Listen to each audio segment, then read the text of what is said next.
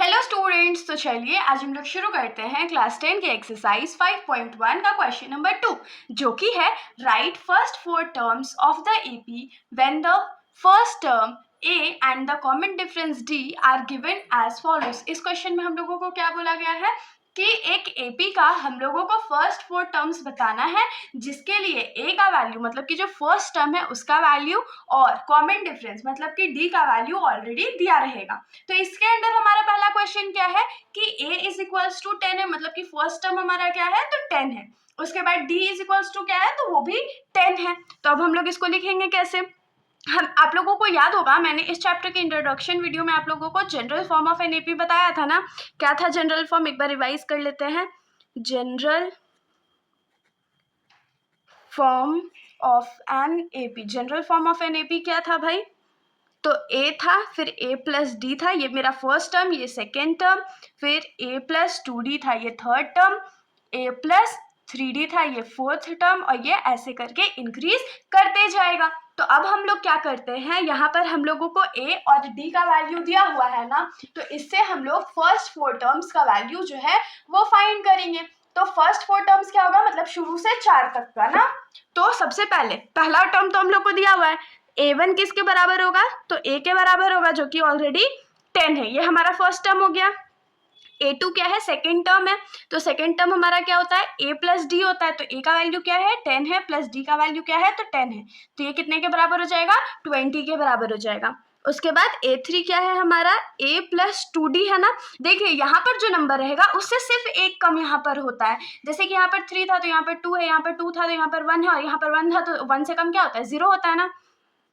तो ये क्या हो जाएगा a के जगह 10 प्लस 2 इंटू डी का वैल्यू क्या हो जाएगा 10, दैट इज 10 प्लस 2 10 20, तो ये क्या हो जाएगा 30 हो जाएगा a3 का वैल्यू। और a4 का वैल्यू हमारा क्या हो जाएगा a प्लस, और यहाँ पर 4 है तो यहाँ पर क्या होगा 3d हो जाएगा, क्योंकि देखिए ये तीन टर्म्स हो गए, एक चौथा टर्म तो हुआ ना 4 टर्म।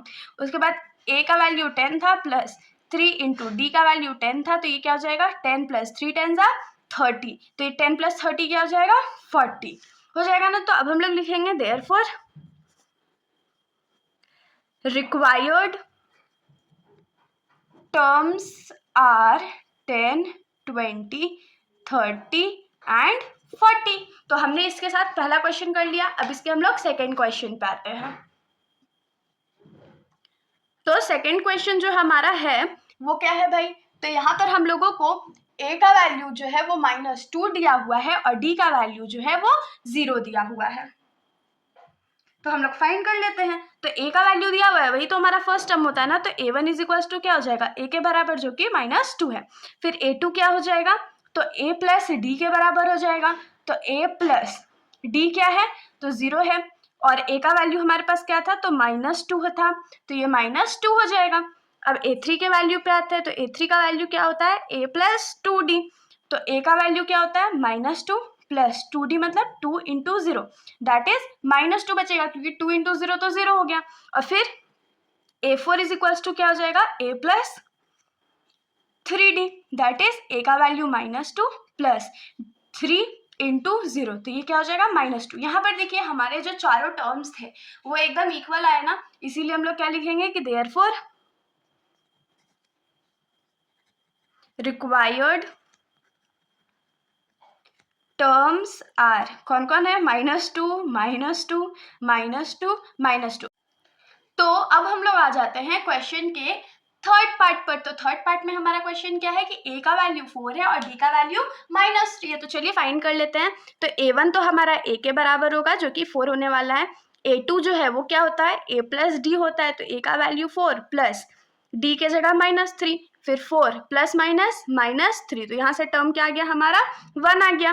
फिर a3 का वैल्यू हमारा क्या आएगा a प्लस 2d, तो a का वैल्यू क्या है 4 प्लस 2 इंटू डी का वैल्यू क्या है -3, तो ये क्या हो जाएगा 4 प्लस 2 3 6, और माइनस था तो माइनस ब्रैकेट में ही रहेगा। फिर 4 प्लस -6, तो यहाँ से हम लोगों का थर्ड टर्म क्या आया -2 आ गया। और उसके बाद हम लोग फोर्थ टर्म फाइंड कर लेते हैं। तो फोर्थ टर्म हमारा क्या हो जाएगा a plus 3d is equals to a का वैल्यू 4 है प्लस 3 इंटू डी का वैल्यू क्या है -3 is equals to 4 plus minus minus, 3 3 ज़ा 9, और 9 में से 4 जाएगा तो 5 बचेगा, और क्योंकि 9 बड़ा था इसलिए माइनस का साइन लिखेगा। तो हम लोग लिखेंगे therefore required terms are, required term हमारा क्या क्या है, पहला था 4, दूसरा है 1, फिर है -2 और फिर है -5। अब हम लोग आ जाते हैं इस क्वेश्चन के फोर्थ पार्ट पर। तो इस क्वेश्चन के फोर्थ पार्ट में a का वैल्यू हमारा है -1 और d का वैल्यू है 1/2। तो हम लोग फटाफट टर्म्स फाइंड कर लेते हैं। तो फर्स्ट टर्म तो हमारा ऑफ कोर्स a के बराबर होगा जो कि -1 होने वाला है। फिर सेकंड टर्म हमारा जो है वो कितने के बराबर होगा, तो a प्लस डी के बराबर, मतलब कि -1 प्लस 1/2 के बराबर। अब ये -1 है, इसके नीचे 1 ले लेते हैं ताकि हम लोगों का सॉल्व करने में आसान हो जाए।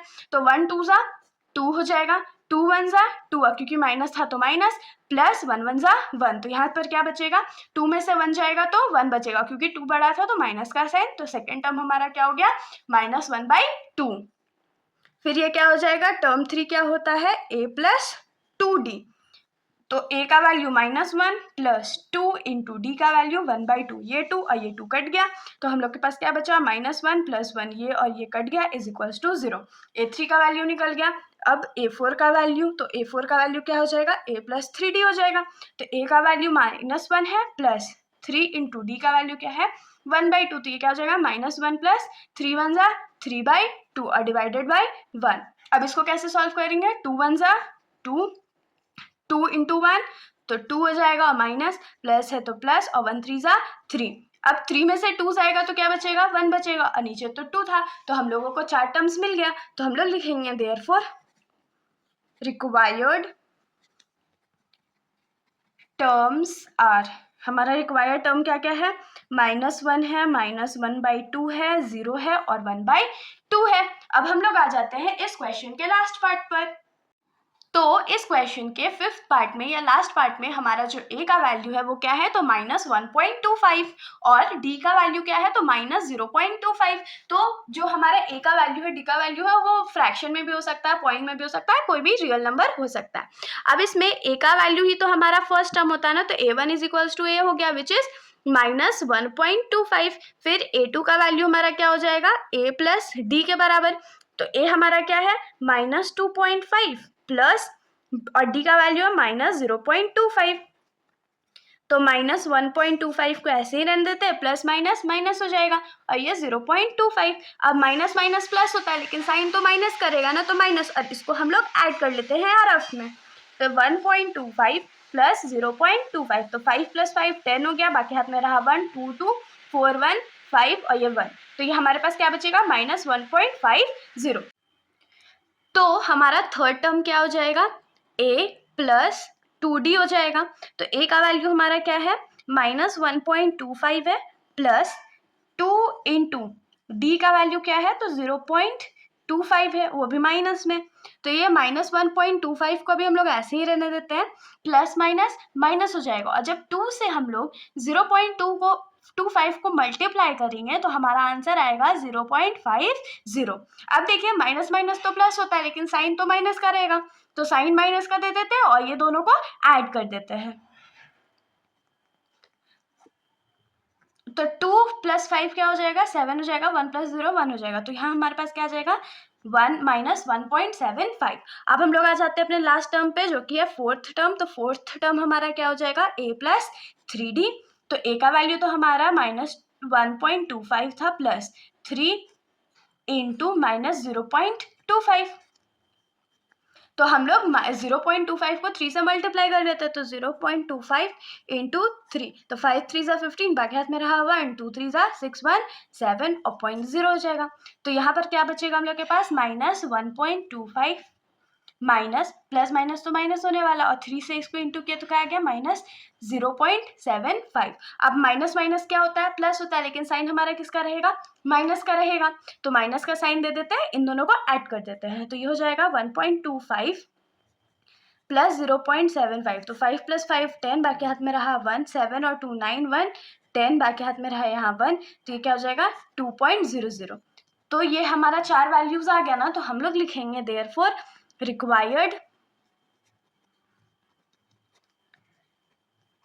टर्म्स आर रिक्वायर्ड टर्म्स हमारा क्या क्या है, पहला टर्म था -1.25, दूसरा टर्म है -1.50, तीसरा टर्म है -1.75 और जो फोर्थ टर्म है हमारा वो है -2.00।